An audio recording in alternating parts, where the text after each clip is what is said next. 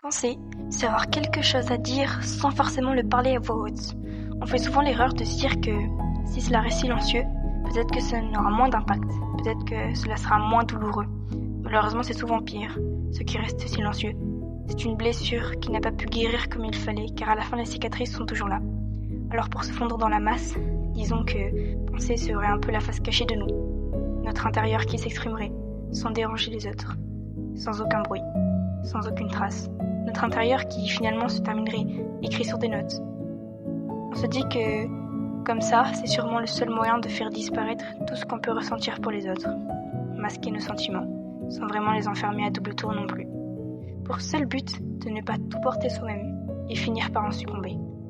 Même si à force, le poids se fait de plus en plus lourd et qu'on ne pourra pas éternellement tout retenir sur un morceau de papier.